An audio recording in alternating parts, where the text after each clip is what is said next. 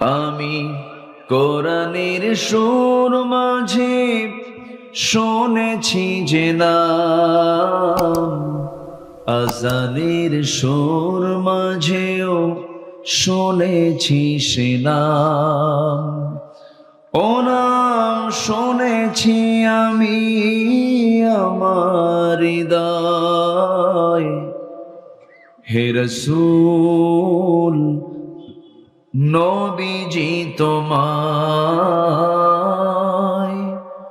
হে রাসূল নবীজি তোমায়। সবাই বলি সাল্লাল্লাহু আলাইহি ওয়াসাল্লাম।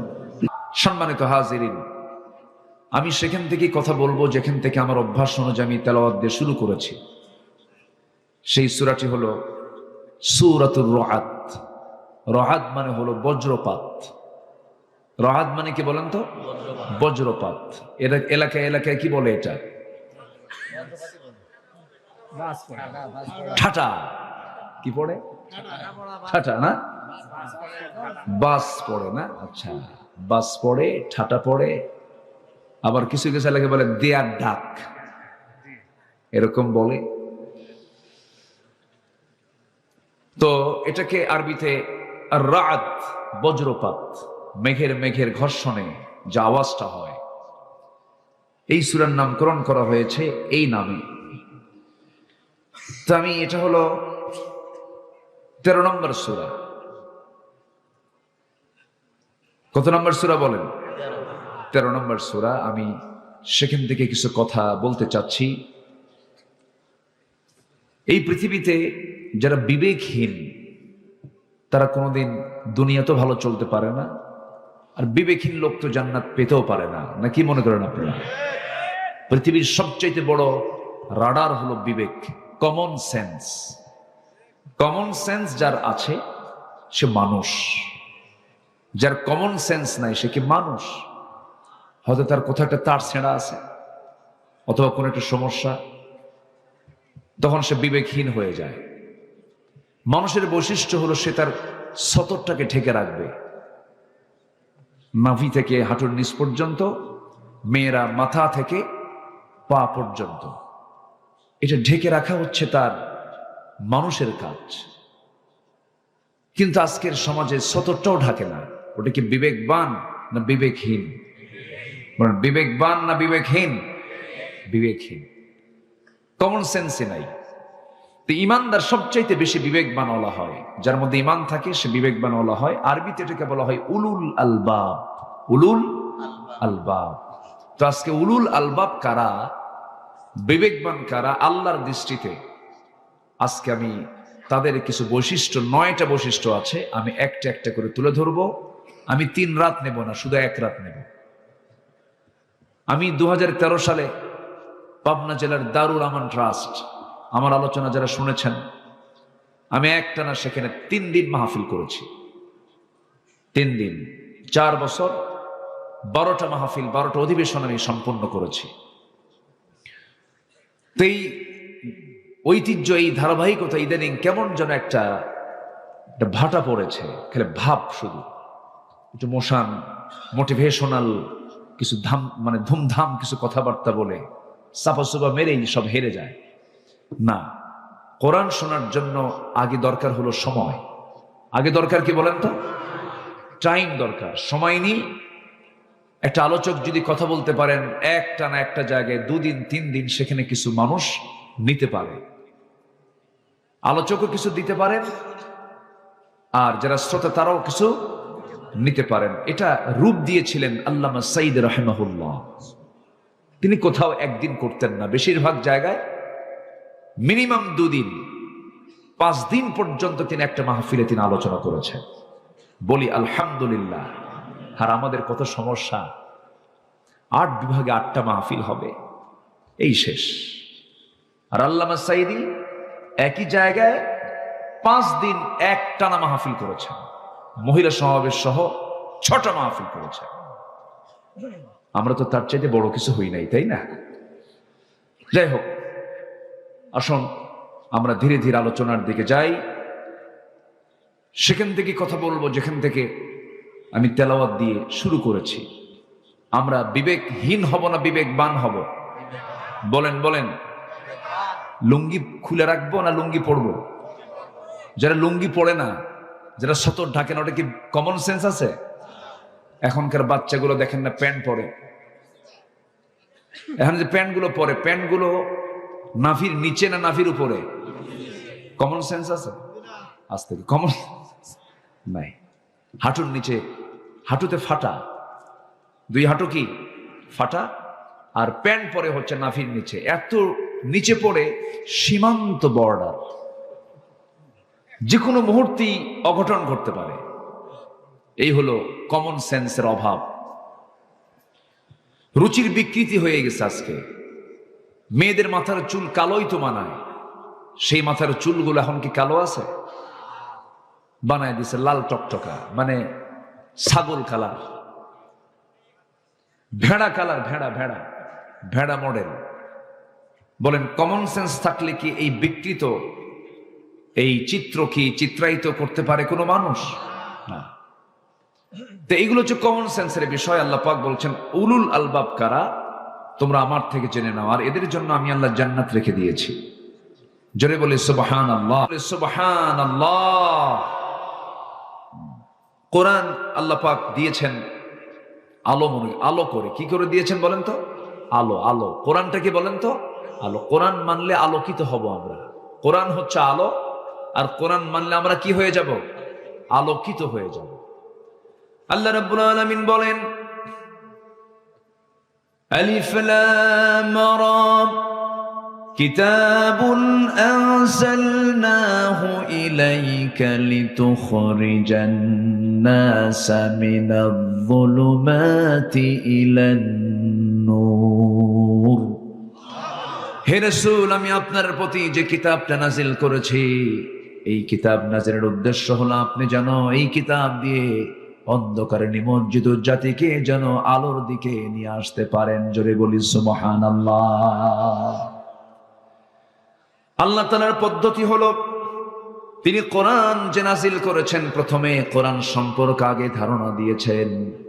ও পৃথিবীবাসী, কোরআন যখন পড়তে যাবে কখনো ভাববে না সচরাচর অন্য কোনো বইয়ের মতো বই এটা না, সম্পূর্ণ ভিন্ন, এটা একটা কিতাব। এই সূরার শুরুতে আল্লাহ রাব্বুল আলামিন আগে কিতাবের ব্যাপারে বলছেন আলিফ লাম মিম রা তিলকা আয়াতুল কিতাবি ওয়াল্লাযী উনজিলা ইলাইকা মির রাব্বিকাল হক ওয়ালাকিন্না আকসারান নাসি লা ইয়ালামুন। জোরে বলুন আল্লাহু আকবার। আমার বন্ধুগণ, এমন একটা গ্রন্থ এটা, কি চান আপনি এর মধ্যে সব পেয়ে যাবেন, কোনো কিছু অভাব নাই। পৃথিবীর যত জ্ঞান আছে সমস্ত জ্ঞানের মূল সেন্টার হলো এই কিতাব। এখান থেকে সমস্ত জ্ঞানের বিভাগ, ডিপার্টমেন্ট এসেছে। এটা হচ্ছে মাদার, এটা হচ্ছে বীজ। এটা কি বীজ, এটা হচ্ছে মূল জায়গা। এখান থেকে শাখা প্রশাখা এসেছে। এই যে বিমান তৈরি হয়েছে, সূরা ফিলকে রিসার্চ করে যারা পারেন ঠট মিলিয়ে বলুন আলাম তারা কাইফা ফাআলা রাব্বুকা বিআসহাবিল ফিল আলাম ইয়াজআল কাইদাহুম ফি তাদলিল ওয়া আরসালা আলাইহিম তায়রান আবাবিল। আল্লাহর বিমানের নাম কি বলুন? আরো জোরে বলেন। তয়ের মানে হলো বিমান। তয়ের মানে কি? আর তয়ের যেখানে মাতার মানে হলো বিমান বন্দর। মাতার মানে বিমান বন্দর, মাতার। আমার বন্ধুগণ, আবার বোমা হামলা কেমনে করে সূরা ফিলের মধ্যে আছে তারমিহিম বিহিজারাতিম মিন সিজ্জিল। ওই বিমান থেকে, আবাবিল থেকে, সেখান থেকে দুটা করে বোমা, সিজ্জিল নামক বোমা নিক্ষেপ করা হয়েছিল ওই বাদশাহ আব্রাহার হাস্তি বাহিনীর উপরে, যে আল্লাহর ঘর কাবা ভাঙতে গিয়েছিল। কত আগের কথা, কত আগের ঘটনা। রাসূলকে লক্ষ্য করে বলছেন আলাম তারা কাইফা, আপনি কি লক্ষ্য করেছেন? আপনি কি দেখেন নাই? আপনার প্রভু আসহাবুল ফিলদের সঙ্গে কেমন আচরণ করেছেন। আপনি টেনশন করবেন না, সে আল্লাহ আমি আছি, যতই ষড়যন্ত্র করুক না কেন আমি আপনাকে বিজয় দিয়ে দেব। জোরে বলি সুবহানাল্লাহ। সবকিছু এর মধ্যে আছে। আমি খুলনায় আসলাম, আমার কাছে একটা লোভনীয় জিনিস মনে হয়, রবিউল ব্যবস্থা করে দিবা। মধু দরকার, মধু। মধু কি দরকার? খুলনা মানে কি বলেন? কিসের জায়গা? খুলনায় কি আছে বলেন? কোন বন? সুন্দরবন। গোটা পৃথিবীর আশ্চর্য যত জিনিস আছে দেখার মতো, সুন্দরবন হলো গোটা পৃথিবীর একটা সুন্দরতম জায়গা। যেরকম সুবহানাল্লাহ। হরিণ আছে, আছে না? বাঘ আছে। হরিণ আছে যেখানে, বাঘ আছে সেখানে। মিস জেনে হয় না এবছর। মধু, মধুটা হচ্ছে আমার আল্লাহ তাআলার স্পেশাল ওষুধ কোম্পানি। সুবহানাল্লাহ বলবেন না? আর এই ওষুধ কোম্পানির ডিপার্টমেন্ট আল্লাহ কোনো মানুষকে দেন নাই, দিয়েছেন হলো একটা ছোট্ট প্রাণী যার মুখে হুল ফুটায়। কি নাম? মৌ মাছি। সব মাছি না, কিন্তু কিছু কিছু মাছি পায়খানা তো পড়ে, ওগুলো না। আমরা হব মৌমাছি। জোরে বলি ইনশাআল্লাহ। আমরা কি মাছি হব? মৌমাছি। আমরা আলু হব না, আমরা হব যে আলু মিষ্টি, শুধু সিদ্ধ করেই খাওয়া যায়, মিষ্টি আলু। আর গোল আলু ও ভর্তাও খায়, তরকারিতেও খায়, কি সব জায়গায় চলে। গোল আলু হওয়া যাবে না, আমরা মিষ্টি আলু হব, মাছি হব না, আমরা মৌমাছি হব। জোরে বলি ইনশাআল্লাহ। মৌমাছিকে আল্লাহ পাক এই ওষুধ কোম্পানির দায়িত্ব দিলেন। ওষুধ ফ্যাক্টরি, কোম্পানি তো না, আল্লাহর তো কোম্পানি না, এটা আনলিমিটেড। দেখেন আমার আল্লাহ আমাকে কত ভালোবাসেন। দেখেন রোগ দিয়েছেন কে? তিনি কি ওষুধ দিতে পারেন না? ওষুধও দিয়েছেন তিনি, ওষুধও তিনি। এমন কোন রোগ নাই যে রোগের ওষুধ নাই। আল্লাহু আকবার বলেন। যদি মানুষ এই ওষুধগুলোকে নষ্ট না করতো, কোন ওষুধ লাগতো না তো। আমার বন্ধুগণ, প্রসঙ্গ যখন চলে এলো একটু মনোযোগ সহকারে সবাই শুনুন। মৌমাছি আল্লাহ রাব্বুল আলামিন এর মধ্যে 114 সূরা দিয়েছেন। 114 সূরা দিয়েছেন। 114 সূরার মধ্যে অন্যতম একটা সূরা হলো সূরাতুন নাহাল, মৌমাছি। তাহলে একটা প্রাণীর নামে সূরা মানে কি? অবশ্যই এই প্রাণীর কিছু রহস্য আছে। আচ্ছা, আমার আলোচনায় কি কষ্ট হচ্ছে নাকি আপনাদের? অনেকে আবার গরম কিছু শুনতে আসে।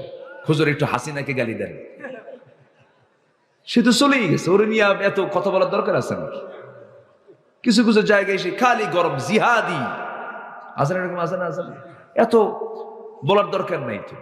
আমরা এতটুকু শুধু বলি, যারা এগুলো করেছেন অপকর্মগুলো, আলেমদেরকে যারা মেরেছেন, জেল খাটিয়েছেন, তওবা করে ফিরে আসেন, আমরা মাফ করে দেব। কিন্তু ষড়যন্ত্র করবেন, হুল ফুটাই দেব কিন্তু। এখন সুযোগ আমাদের। ওরা এতদিন তালিকা করেছে, এখন আমাদের তালিকা করার সময় এসেছে। আমরা আপনাদের চরিত্র নিয়ে চলি না, আমাদের দিল এত ছোট না। আমার নবীজি মক্কা বিজয়ের দিন তিনি বললেন, সবাইকে মাফ করলাম, 17 জন মাফ হবে না। এর মধ্যে একজন হলো ইকরামা ইবনে আবু জেহেল। আবু জেহেলের ছেলে ইকরামা, সে সব যুদ্ধে নবীর বিরুদ্ধে অংশগ্রহণ করেছে। রাসূল ওকে মাফ করবো না, ওকে শেষ করবা তোমরা। রাসূল বলে দিলেন, আমার দেশেও কিছু ক্ষমার অযোগ্য কিছু আসামি আছে, ওদের কোনো ক্ষমা নাই। খেলা হবে না, পালাইছো কেন? ঠিক কিনা? কি ঠিক কিনা? হুজুর সব তাল ঠিক আছে, এত ভুল হওয়ার দরকার, মানে এত চিন্তার দরকার নাই, সময় মতো সব ঝাড়বো ইনশাআল্লাহ। জোরে বলি ইনশাআল্লাহ। বসেন। ওরা আমাদেরকে মেরে ফেললো, আর আমরা কিছু কথা বলতে পারবো না? কি কথা বলার দরকার আছে না নাই? আচ্ছা। সম্মানিত ভাইয়েরা, মৌমাছি এটা এমন একটা প্রাণী, আল্লাহু আকবার, আল্লাহু আকবার। এই প্রাণীকে রিসার্চ করে মোবাইল তৈরি হয়েছে। আলহামদুলিল্লাহ বলবেন না? মানে কোরআন তো একটা গবেষণার কিতাব, তো এটা জাস্ট অনুমান আন্দাজ করে কথা বলা নয়। কোরআন হচ্ছে রিসার্চের কিতাব। এটা মৌমাছি যে কত বড় একটা ডিপার্টমেন্ট, আল্লাহ তাআলা নিজে বলতেছেন যে মধু এমন একটা আমি তোমার জন্য পানীয় করে দিয়েছি যেটা জান্নাতেও পাবা। সুবহানাল্লাহ বলবেন না? এবং দুনিয়াতে দিচ্ছি, এটা পৃথিবীর কোনো মানুষকে এটা দিয়ে আমি বানাচ্ছি না, আমি বানাচ্ছি মৌমাছিকে দিয়ে। আল্লাহু আকবার বলেন। এটা খাও, ক্যান্সার ভালো হয়ে যাবে। এটা খাও, তোমার হাই প্রেশার বন্ধ হয়ে যাবে। এটা পান করো, মৃত্যু রোগ ছাড়া সব রোগের ঔষধ আমি এর মধ্যে ঢুকায় দিয়েছি। কার কথা বলেন? কার কথা? এটা শোনেন, মনোযোগ দিয়ে কতগুলো শুনবেন, কাজে লাগবে। দেখেন আমার বন্ধুগণ, এই মৌমাছিকে নিয়ে, মৌচাক নিয়ে শতকের পর শতক হাজারো গবেষণা করেছে মানুষ।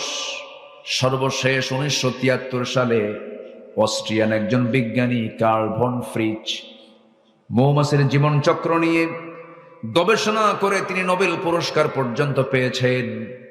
তিনি এই বিষয়ে একটা বইও লিখেছেন যার নাম হলো দ্য ড্যান্সিং বিজ। তিনি সর্বপ্রথম ফটোগ্রাফির মাধ্যমে প্রমাণ করে দেখিয়েছেন মূলত ফিমেল ওয়ার্কার বি, অর্থাৎ স্ত্রী মৌমাছিগুলো মধু সংগ্রহ করে এবং মৌচাকের ডিপার্টমেন্ট তার হাতে থাকে। পুরুষ মৌমাছি না, স্ত্রী মৌমাছি, রানী মৌমাছি। আল্লাহ 1500 বছর আগে রানী মৌমাছির কাছে ওহী নাজিল করেছেন, ওহী দিয়েছেন, সংবাদ দিয়েছেন। কি বলেছেন? وَأَوْحَى رَبُّكَ إِلَى النَّحْلِ أَنِ اتَّخِذِي مِنَ الْجِبَالِ بُيُوتًا وَمِنَ الشَّجَرِ وَمِمَّا يَعْرِشُونَ। জোরে বলুন আল্লাহু আকবার। এখানে যারা আলেম ওলামা আছেন, আনিত্তাখিদি মুয়ান্নাসের সিগা, পুরুষ মৌমাছিকে মহান রব্বুল আলামিন ওহী দেন নাই, বলছেন হে মৌচাকের রানী মৌমাছি, তুমি পাহাড়ে গাছের ডালে সুন্দর করে মৌচাক বানাও, ঘর বানাও, সেখানে মধু সংগ্রহ করো। জোরে বলি সুবহানাল্লাহ। এক। দুই হলো, ওই বিজ্ঞানী প্রমাণ করেছেন যখন কোনো কর্মী মৌমাছি নতুন ফুলের বাগান বা উদ্যান খোঁজে, সেই সময় স্বর্ণ মৌমাছির সঠিক পথের দিক নির্দেশনা দিয়ে দেয়। এই নাচের নাম দিয়েছেন ওয়াগাল ড্যান্স, যা পৃথিবী জুড়ে সাড়া ফেলে। অথচ এই তথ্য কোরআনের কাছে অনেক পুরাতন, কোরআন অনেক আগেই বলে দিয়েছে। একটা মৌমাছি যে সবাইকে ওয়ার্নিং দিয়ে দেয়, এখান থেকে মোবাইল আবিষ্কার হয়েছে। সুবহানাল্লাহ বলবেন না? আল্লাহ রাব্বুল আলামিন বলেন সুম্মা কুলি মিন কুল্লি সামারাতি ফাসলুকি সুবুলা রাব্বিকা যুলুলা। জোরে বলুন আল্লাহু আকবার। তুমি প্রত্যেক ফল থেকে আহার করো, তুমি তোমার রবের কাজ সহজ পথে চলো, তোমার রব যেদিকে পথ চলতে বলেছেন সেই পথেই তুমি চলো। আল্লাহু আকবার। নাম্বার 3 হলো, এখানে শেষ নয়, বর্তমান সময়ে বিজ্ঞানীরা নিখুঁতভাবে গবেষণা করে প্রমাণ করেছেন আসলে মধু বের হয় মৌমাছির পেট থেকে। মৌমাছি মধুটাকে যে সংগ্রহ করে আনে, পেটের মধ্যে তুলে আনে, এই পেট থেকে মধু বের করে মৌচাকে এই মৌমাছি ঢুকায় রাখে। জোরে বলি সুবহানাল্লাহ। তাহলে মৌমাছির পেট থেকে মধু বের হয়। আল্লাহ রাব্বুল আলামিন এই কথাটা 1500 বছর আগে বলেছেন। আল্লাহ রাব্বুল আলামিন বলেন يخرج من بطونها شراب مختلف ألوانه فيه شفاء للناس إن في ذلك لآية لقوم يتفكرون। জোরে বলুন আল্লাহু আকবার। আমার ভাইরা, এই মধুতে মহান রব্বুল আলামিন কত নিয়ামত রেখে দিয়েছেন। একটা আশ্চর্যজনক বিষয় হলো, 1 পাউন্ড মধু বানাতে এখানে 1 কেজি মধুর দাম কত? 1200 টাকা, 1500 টাকা, নয় 2000 টাকাই ধরেন, ঠিক আছে। কিন্তু 1 পাউন্ড মধু বানাতে 550 মৌমাছিকে প্রায় 20 লাখ ফুলে ভ্রমণ করতে হয়। সেখানে একটা কর্মী মৌমাছিকে 80,000 কিলোমিটার পথ অতিক্রম করতে হয়। অন্য একটা গবেষণার তথ্য মতে জানা যায় প্রায় 14.5 লাখ কিলোমিটার পথ অতিক্রম করলে পরে 1 পাউন্ড মধু সংগ্রহ করা হয়। জোরে বলে সুবহানাল্লাহ। 14 লাখ কিলোমিটার মানে হলো গোটা পৃথিবীকে 3 বার প্রদক্ষিণ করা যাবে। এত ডিস্টেন্স ঘুরে ঘুরে 550টা মৌমাছি 1 পাউন্ড মধু তৈরি করতে পারে। জোরে বলি সুবহানাল্লাহ। মাত্র কত কেজি? 1200। হিসাব তো নাই আমাদের কাছে। আল্লাহু আকবার বলবেন না? যদি এটাকে হিসাবে নেওয়া হয় কোটি কোটি টাকা দাম হওয়ার কথা ছিল। কিন্তু সেই সুন্দরবনের মধু সুন্দরবন থেকে আসতে আসতে সুন্দর থাকে না, অসুন্দর হয়, অসুন্দর হয়ে যায়। কিন্তু সে অসুন্দর করলো যারা, আমি তো মনে করি তাদের ফাঁসি হওয়া দরকার। কি 14.5 লক্ষ কিলোমিটার সফর করে 1 পাউন্ড মধু মৌমাছি বের করে আনে মানুষের জন্য। আবার ওই মৌচাকের মুখে থাকে হলো পুলিশ মৌমাছি, অ্যাডমিনিস্ট্রেশন চালায় তারা। কোন কর্মী মৌমাছি যখন ভিতরে ঢুকতে নিয়ে, মধু ঢুকাতে নিয়ে যখন তার পায়ের মধ্যে কোনো জার্ম থাকে, ময়লা থাকে, এই পুলিশ মৌমাছির কাজ হলো অস্ত্র নিয়ে তারা দাঁড়ায় থাকে 4-5টা একসঙ্গে, ওই একটাকে ধরে কামড় মেরে মেরে ফেলে দিয়ে বলে, খবরদার, আল্লাহ নাজিল করেছেন কোন জার্ম এই মৌচাকের মধ্যে ঢুকানো যাবে না। আল্লাহ আছে? আমারে তাকায়, আল্লাহ আমারে দেখেন, আল্লাহ আমারে দেখেন, দেখেন। আমার বন্ধুগণ, আবার এই মৌচাকের ভিতরে পরিমিত তাপমাত্রা থাকতে হবে। স্বাভাবিক তাপমাত্রা থাকলে পরে মৌমাছিগুলো, মধুগুলো ঠিক থাকবে, নচেত নষ্ট হয়ে যাবে। এর একটা মেজারমেন্ট আছে, 35 ডিগ্রি সেলসিয়াস। কত? এখানে আমরা এখন তাপমাত্রা কত দেখো তো মোবাইলে, কত ধরেন এখন আছে হয়তো বা 18 থেকে 20 ডিগ্রি সেলসিয়াস তাপমাত্রা আমরা আছি। এই সময় কোন মৌচাকের ওই মধুগুলো সংরক্ষণ করার জন্য যদি এরকম কম তাপমাত্রা থাকে, সেই সময় ওই মৌমাছিগুলো ব্যস্ত হয়ে পড়ে। কেমন করে ব্যস্ত হয়? যদি কমে যায় 30 ডিগ্রিতে যদি নেমে আসে, তখন মৌমাছিগুলো সবাই একত্রিত হয়ে তাদের ডানাগুলো ঝাঁপিয়ে তাপমাত্রা বৃদ্ধি করে। আবার যদি কখনো তাপমাত্রা বেড়ে যায়, সেই সময় ওই পাখাগুলোকে উল্টা দিকে ডানা ঝাপটায় মৌচাকের তাপমাত্রা ঠান্ডা করে। জোরে বলে সুবহানাল্লাহ। এই সেই রব যিনি এরকম করে প্রত্যেকটা জায়গায় আমার আপনার খেদমতের জন্য সবকিছু নিয়োজিত রেখেছেন। জোরে বলি সুবহানাল্লাহ। বাড়ির গাভীর দিকে তাকায় দেখেন, গাভী কি খায়? ঘাস। গাভী কি খায়? ঘাস। এটাকে প্রসেস করে সাদা দুধ কে বানায় দেন? আসতে বলে কে বানায় দেন? খাইতো হুঁশ পাইনি, খাইতো কিন্তু হুঁশ পাই না। আমার বন্ধুগণ, সেই মহান রব্বুল আলামিন বলছেন, বান্দা বিবেকহীন হইস না, আমারে ভুলে যাস না। সবাইকে ভুলে গেলে ও তোর লস হবে না, কিন্তু আমাকে ভুলে গেলে তোর মহা লস হয়ে যাবে। দুনিয়ার কাউকে ভুলে গেলে কোনো যায় আসে না। কে বলেছে আমার আপন বাবা? কে বলেছে? মা বলেছে আপন? কে বলেছেন? ভাই বলেছে আপন? কে বলেছে ভাই আপন? কেউ তো আমার আপন না। সন্তান আমার আপন না, এখন মরে যাব, সব আমার জন্য পর হয়ে যাবে। কিন্তু যিনি কখনো আমার আপন থেকে দূরে যাবেন না, যিনি আমাকে ছেড়ে যাবেন না, যিনি আমাকে ভুলে যাবেন না, যিনি আমাকে কখনো ভুলতে পারেন না, তিনি আমার কে? জোরে বলেন, তিনি আমার কে? কিন্তু আমরা বড় অকৃতজ্ঞ, আমরা আল্লাহকেই ভুলে থাকি সবার আগে। আল্লাহকে ভুলে থাকি বলে ওজনে কম দেই, আল্লাহকে ভুলে থাকি বলি আমরা আইল ঠেলাঠেলি করি, আল্লাহকে ভুলে থাকি বলে আমরা বাজে কথা বলি, আল্লাহকে ভুলে থাকি বলে আমরা বেফাস কথাবার্তা বলি, আমরা আল্লাহকে ভুলে যাই বলি আমরা ওয়াদা ভঙ্গ করি, আল্লাহকে ভুলে যাই বলি আমরা হারাম কাজে নিজেকে জড়িয়ে ফেলি। কিন্তু আমার বন্ধুগণ, কারো চোখ ফাঁকি দিতে পারলেও কিন্তু একজনের চোখ ফাঁকি দেওয়া যায় না, তিনি আমার কে? আল্লাহ রাব্বুল আলামিন বলেন, ও বান্দা, তুমি আমাকে ভুলবা কেমনে, আমাকে ফাঁকি দিবা কেমনে? وَيَعْلَمُ خَائِنَةَ الْأَعْيُنِ وَمَا تُخْفِي الصُّدُورُ। তোমার চক্ষু কি খেয়ানত করলো? তোমার অন্তরে তুমি কি দানা বেঁধেছো? কি চিন্তা করতেছো? পৃথিবীর কেউ না জানলেও আমার আল্লাহর কুদরত সঙ্গে সঙ্গে তা জেনে যায়। জোরে বলে সুবহানাল্লাহ। অতএব আমরা স্মরণ করব সবচেয়ে বেশি কাকে? আসতে বলবেন না, কাকে? আমার বন্ধুগণ, হয়তো দেখতে একটু সাদা দেখা যায় মানুষকে, কিছু মানুষকে কালো দেখা যায়, কিন্তু চামড়ার নিচে সব ভিন্ন রকম না একরকম। আজ থেকে ভিন্ন রকম না একরকম। দেখেন না রবিউল কত দেখতে সুন্দর, একদম ইউসুফ আলাইহিস সালামের মতো চেহারা, তাই না? কি সুন্দর চেহারা, বলি আলহামদুলিল্লাহ। মাশাআল্লাহ গোশত আছে গায়ে, আমার তো কয়েকশো টাকা গোশত গায়ে, গোশতও নাই। কিন্তু আমরা যা দেখি বাইরে একটু সুন্দর দেখা যায়, সুন্দর চামড়া, কিন্তু আল্লাহ রাব্বুল আলামিন সব সমান করে দিয়েছেন। চেহারা বাহ্যিক ভাবে এরকম হয়তো একটু কম বেশি করেছেন, কিন্তু আল্লাহর সৃষ্টি সবই সুন্দর। আমার এক বন্ধু খুব সুন্দর চেহারা ছিল, তার বউটা কালো। শুনেছি বউটা নাকি তার কালো। বললাম, বন্ধু এত সুন্দর চেহারা তুমি লোক, তোমার বউটা নাকি কালো। তো বন্ধু তুমি বুঝবে না, আমার চোখে দারুণ সুন্দর। আলহামদুলিল্লাহ বলবেন না? আমার চোখে দারুণ সুন্দর। আমি সৌদি আরবে বছর 10 আগে মদিনা মসজিদ নববীর সামনে, রাসূলের রওজার সামনে আমি হাঁটতেছি একা একা, নবীর কবর দেখছি আর হাঁটতেছি।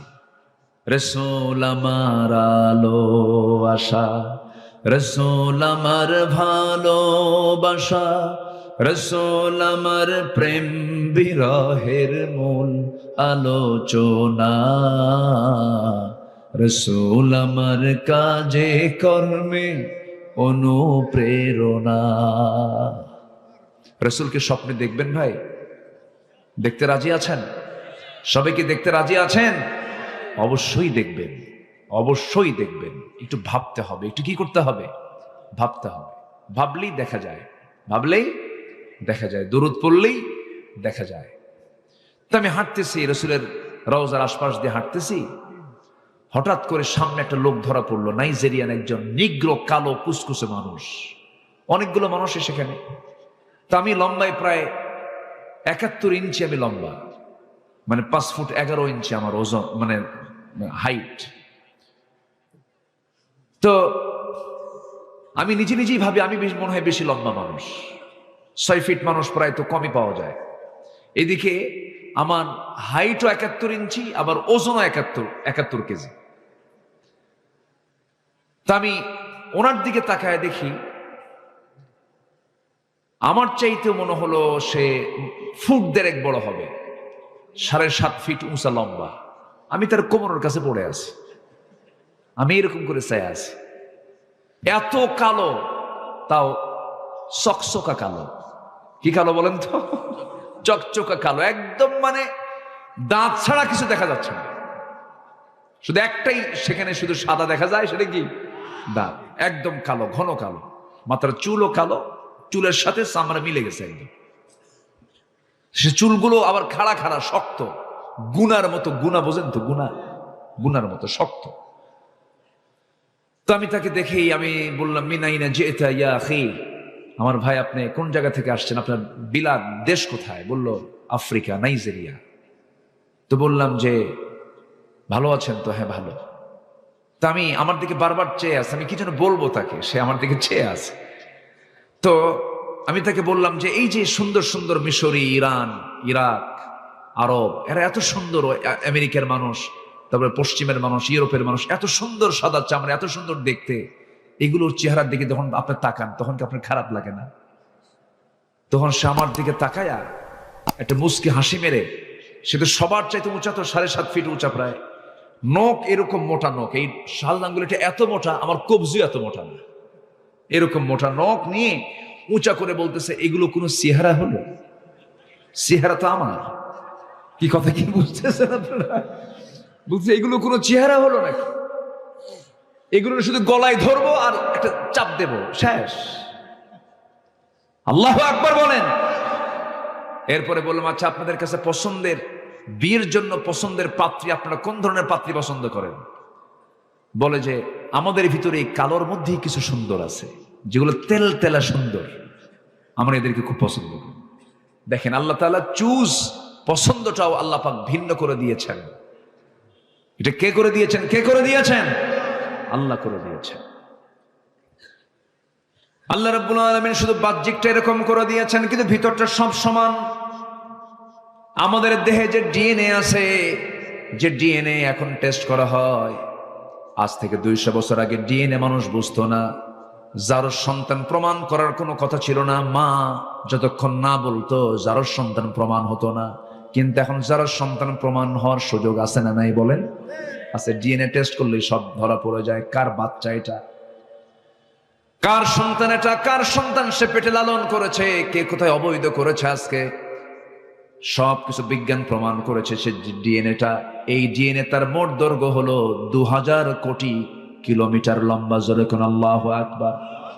2000 কোটি কিলোমিটার লম্বা একটা ডিএনএ যদি এত দৈর্ঘ্য হয়, পৃথিবী থেকে সূর্য পর্যন্ত প্রায় 50 বারেরও বেশি বার ঘুরে আসা যাবে। এত দীর্ঘ একটা মানুষের ডিএনএর পরিমাণ, লম্বার পরিমাণটা এটা। ডিএনএতে আল্লাহ রাব্বুল আলামিন এত তথ্য দিয়েছেন, যদি এনসাইক্লোপিডিয়ার সমান 900টা খণ্ড বিশালাকার বই হবে তবুও লেখা শেষ হবে না।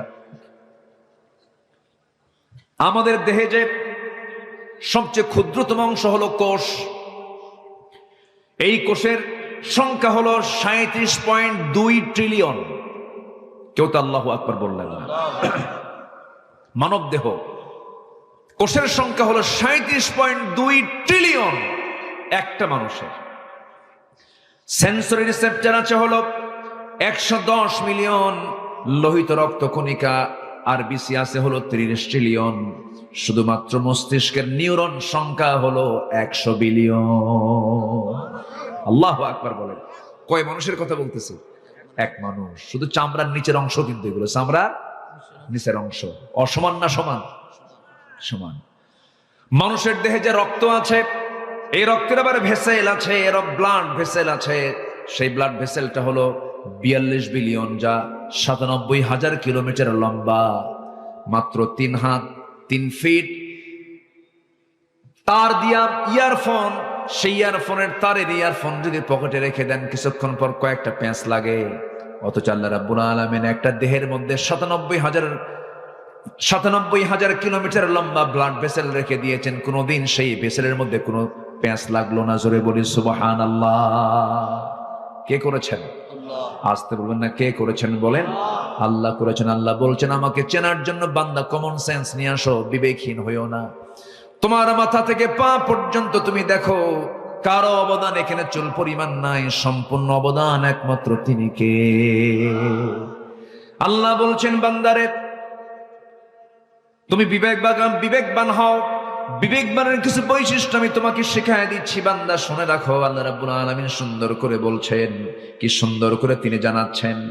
আল্লাহ রাব্বুল আলামিন বলছেন, আফামান ইয়ালামু আন্নামা উনজিলা ইলাইকা মির রাব্বিকাল হাক্কু কামান হুয়া আ'মা ইন্নামা ইয়াতাযাক্কারু উলুল আলবাব। জোরে বলুন আল্লাহু আকবার। উলুল আলবাব কারা? নাম্বার 1 হলো আল্লাযীনা ইউফুনা বিআহদিল্লাহি ওয়া লা ইয়ানকুদুনাল মিসাক। নাম্বার 1 হলো বিবেকবান মানুষ তারাই যারা কখনো ওয়াদা ভঙ্গ করে না। কি ভঙ্গ করে না বলেন? 1 নাম্বার ওয়াদা আমরা আজ ধরুন কার কাছে? দুনিয়াতে না, রুহের জগতে। বলেন কোথায় কোথায় কোথায়? মনে আছে আপনাদের? মনে আছে? কই মনে আছে আপনাদের? কি ঘুমাচ্ছেন নাকি আপনারা? মনে আছে? মনে নাই? মনে নাই তো। রুহের জগতে আপনি যে বলছেন, হ্যাঁ তুমি আমার রব, মনে আছে আপনাদের? মনে তো নাই, আবার হ্যাঁ করেন কেন? মনে নাই তো। মনে আছে তোমার? আচ্ছা, আমারও তো মনে নাই। এই যে মার দুধ খাইছেন, মনে আছে কারো? মনে আছে? কেমনে মনে থাকবে? 2 বছরে মনে থাকে? আচ্ছা, মার পেটে 10 মাস ছিলাম, মনে আছে কার কার? হাত তোলেন। ওই যে তুলছে একজন, মার পেটে ছিল, হাত তুলছে, মনে আছে? আচ্ছা, মার পেটে 10 মাস ছিলাম, মনে নাই। দুধ পান করেছি 2 বছর, হাওলাইনি কামিলাইন, তাও মনে নাই। কিন্তু আমি বিশ্বাস করি কি বিশ্বাস করি না বলেন? বিশ্বাস করেছি, কারণ মা বলেছেন, বাজান তোকে আমি 2 বছর দুধ খাওয়াইছি রে। তুই আমার পেটের মধ্যে ছিলি 10 মাস, লাথি মেরেছিস। 9 মাসে প্রত্যেকটা শিশু মার কলেজায় লাথি মারে 4,500 থেকে 5,000 বার। আল্লাহু আকবার বলবেন না? এই মার এই অবদান কেউ অস্বীকার করতে পারবেন? কেউ কি পূরণ করতে পারবেন? না। এই তো উঠে যাওয়ার সিলসিলা শুরু হচ্ছে ধীরে ধীরে। কি যাবেন নাকি আপনারা? আমি কিন্তু যেতে দেব না, কেউ যাবেন না, আমরা সবাই থাকবো। জোরে বলি ইনশাআল্লাহ। খুব চাপ থাকলে একটু বলবেন, হাত উঁচু করবেন, হুজুর এই যে সমস্যা, আমি পারতেছি না, শুধু এটা বলবেন, কিন্তু কেউ যাবেন না। আমি মাহফিলে এসে আমি খুবই আনন্দিত, আপনাদের মাহফিলে এসে আমি খুবই আনন্দিত। এত সুন্দর ভদ্র শ্রোতা আপনারা, বলি আলহামদুলিল্লাহ। এটি কি জনসভা না ইবাদতের জায়গা? বলেন বলেন, কিসের জায়গা এটা? ইবাদতের জায়গা। ইবাদত মনে করে থাকবেন, তাহলে সওয়াব পাবেন, অগণিত সওয়াব, অগণিত অগণিত অগণিত। আল্লাহু আকবার বলেন। এগুলো বুঝবো মরার পরে। বসেন। আমার বন্ধুগণ, সেই মার পেটের ভিতরে আমি ছিলাম, লাথি মেরেছি, মার পেটে গিয়ে মার কলিজায় গিয়ে আঘাত লেগেছে। আল্লাহ পাক বলেন, প্রত্যেকটা মাকে আমি আল্লাহ মুজাহিদের সমান সব তার আমলনামায় লিখে দেই। আল্লাহ সব ক্ষেত্রে উদার। কিন্তু দুঃখজনক হলো সত্য, মার প্রসঙ্গ যখন চলে এলো, আল্লাহ রাব্বুল আলামিন জাহান্নামের মধ্যে আবার দাগি দাগে আসামিকে গর্তের মধ্যে ঢুকাবেন। গর্তগুলো ভয়ঙ্কর গর্ত, গাই নামক গর্ত আছে, ওয়াইল নামক গর্ত আছে। তার মধ্যে একটা শ্রেণী হলো যারা দুনিয়ার জিন্দেগিতে বাপ মাকে যারা ভাত দেয় না, বাপ মার সঙ্গে যারা ভালো আচরণ করে না, বাপ মাকে যারা সময় দেয় না, বাপ মাকে যারা খেদমত করে না, যারা বাপ মার মনে হৃদয়ে কষ্ট দেয়, আল্লাহ বলছেন আমি আল্লাহ তাদেরকে জাহান্নাম শুধু নয় জাহান্নামের গর্তের মধ্যে ঢুকাবো। এমন লোক বুঝি ঝিনাইদহে নাই? যাবেন না এই সময়। এই সময় উঠলি ভাববো ওর বাপ মাকে দেখতে পারে না। বসেন। কি বাপ মাকে দেখতে? আচ্ছা বলেন তো, মা বড় না বউ বড়? ভালো করে চিন্তা করে কবেন, বইয়ের দিকে আগে মনে করবেন, এরপরে কবেন। ভালো করে বলেন, মা বড় না বউ বড়?